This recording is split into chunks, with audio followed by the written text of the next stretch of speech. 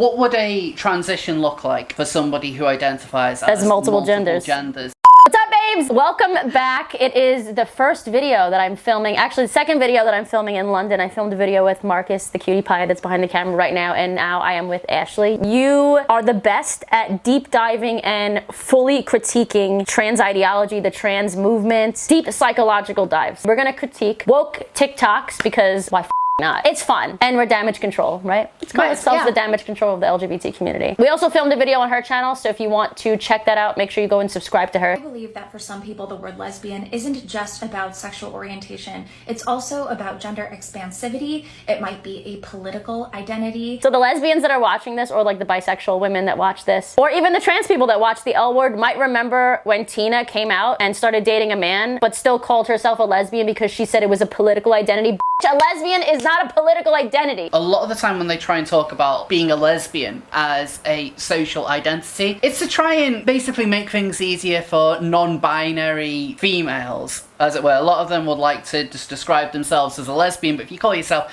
a woman who loves a woman, and you're not actually a woman because you use a different word to describe yourself, you're left out of the phrase. And so yes, I think it's very possible to be a lesbian, but also be attracted to non-binary and trans-masculine people. I think that labels shouldn't actually limit the way that we behave and experience our attraction. Correct, but that's not helping people understand us more. Like, the reason that there's so many words in the English language in different languages is because different words mean different things, and it's gonna help somebody understand what we're experiencing. She wanted to point out non-binary and trans-masculine, and that goes back to what I was saying earlier. It's to include people who would otherwise be included anyway. Right. It's to include females. That's what she means when she says that. It's to include females. But you then have to, in order to have that, you've got to go all the way around. There's a big loop. To try and get to a very simple answer that we already had. Now, if that word no longer feels like a fit, or if you're in a relationship where that word is really invalidating to a partner, there is more language than ever available to you that might offer a more specific descriptor of what it is that you're experiencing. But language isn't allowed to be specific anymore. If you start to have your language mean very specific things, you are leaving people You're out. gatekeeping. You're gatekeeping. Which is something that a lot of queer activists really, really do not like. So the second you start to put actual definitions on things, which is what we really want them to do, they will be happy with it until somebody comes along and says, well, this doesn't include me anymore, and then you've got they have to redefine it or create a new word again and again and again. And they will always try and point out that we got more language now than ever before, but so much this language means nothing. Even they can't explain what it is. They can't even explain the word queer or non-binary anymore. Exactly. The most controversial way I teach my kids consent is that they all choose their own gender identity, because it's every person's right to be who they are.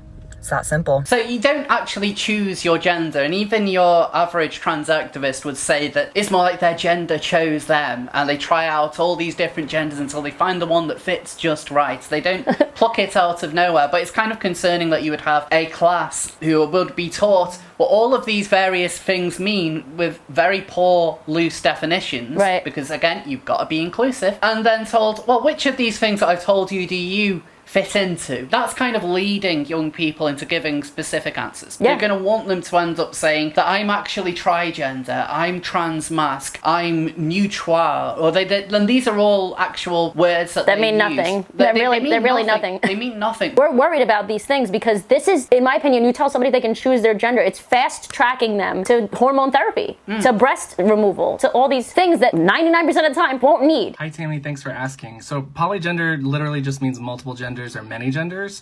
We live in a world where mainstream society has decided and agreed that there are two genders, and we call them male and female, or masculine and feminine, and they correspond with genitalia. There are those of us who, regardless of what's going on with our bodies, identify with characteristics from either end of that spectrum, or places in between that spectrum, or even entirely outside of that spectrum. So polygender literally just means multiple genders. Doesn't go into explaining what that actually means. Yeah, what does it mean to be multiple genders? How difficult must it be to struggle with gender dysphoria if you have multiple genders that you are identifying with? Because what if one day you feel one gender and then you transition, but the next day you wish you detransitioned because you're a different gender? Like, that would be horrible. But that's all that we can really go off, because they don't give any kind of explanation as to what it means to be polygender. It's like when they talk about things such as trigender, which is an expression that you will see the likes of Stonewall or Mermaids put up of their list of like examples of real genders. They'll just say, oh, you're identifying as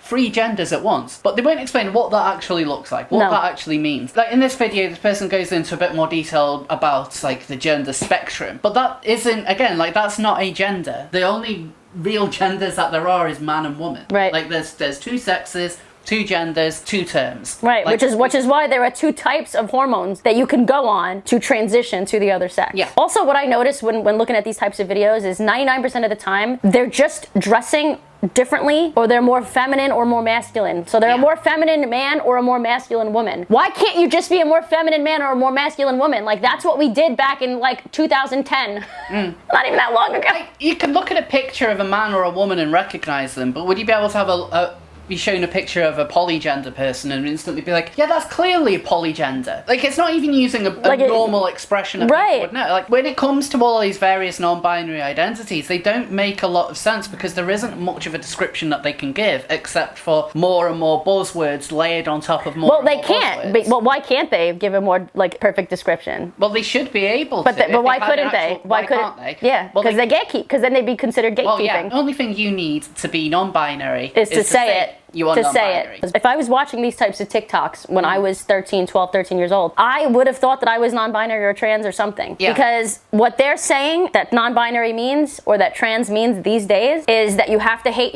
not that you have to hate your body, but you feel discomfort in your body, or that you like more things that are specific towards one sex. So if you're a female that likes more male things, that means you might be trans, which that's what I was. Like I liked playing sports, I liked wearing boys' clothes, and I liked women, which was a male thing, right? Even if, let's say, you're biological female and you enjoy all the things that are in the female spectrum of the wonderful gender spectrum, and you enjoy all of that kind of womanly stuff, you can still be non-binary. Yeah, not even have to change anything about yourself. You don't even have to, it doesn't have to be anything to do with that spectrum. Right. All you have to say is that you are something and that's it. Like, and that's enough. enough. A lot of people who identify themselves as trans mask, they're not very masculine. They don't dress up like a guy that's working in a car, like as a car mechanic. They literally look like soft butch lesbians usually. Like you'll see them wearing waistcoats and dicky bows. They're very flannel. Yeah. They're very feminine in their masculinity. Right. They don't understand what masculinity actually is. They don't take any of the masculine, like positive masculine traits, like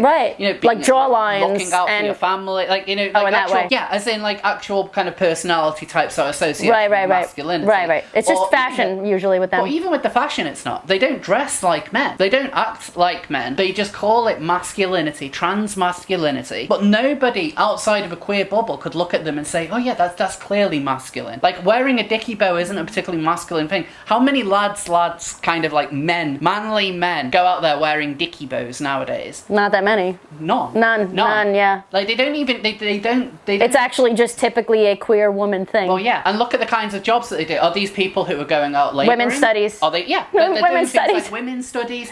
Not, or some of them are doing absolutely nothing and just sponging off their parents. I can think of a couple who do that. Yep, same. So yeah, they're not doing actual masculine work. Are they the ones that are being, are they signing up for the army? Are they going down and doing manual labour in like a factory or on a building site? Or of course not. Anything? No, they're complaining on TikTok. They're not doing a single masculine thing. Yeah, and that's another thing. They'll go on TikTok and whine about how hard their life is. Right. A lot like masculinity is more kind of getting on with it rather than whining about it. Right. That's a very female thing to do usually. Yeah. It is. Yeah, it is. Listen. Well, both of us are doing it right. Both of us are sitting here complaining. Gay news, Siri is going gay. You need to hear the new voice of Siri. Apple just said, we're excited to introduce a new Siri voice for English speakers, giving users more options to choose a voice that speaks to them. The voice you're about to hear is gender neutral, and Apple just confirmed is voiced by a queer person.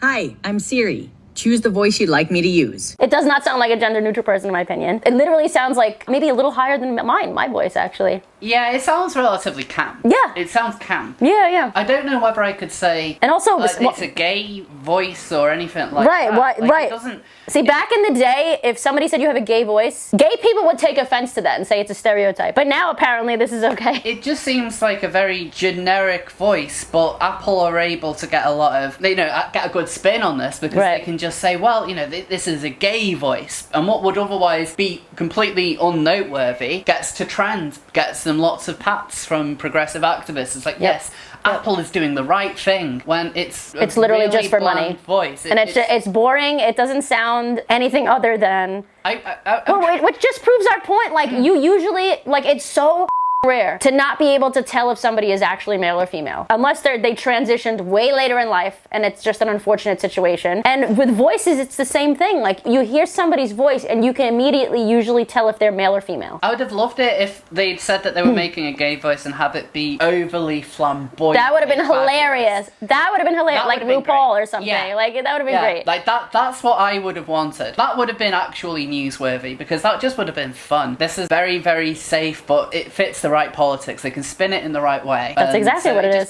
It becomes easy kudos for them. That's Yeah, all it is. it's a pat on the back and they get more money. Well done. You're cheering on the megacore. Yeah.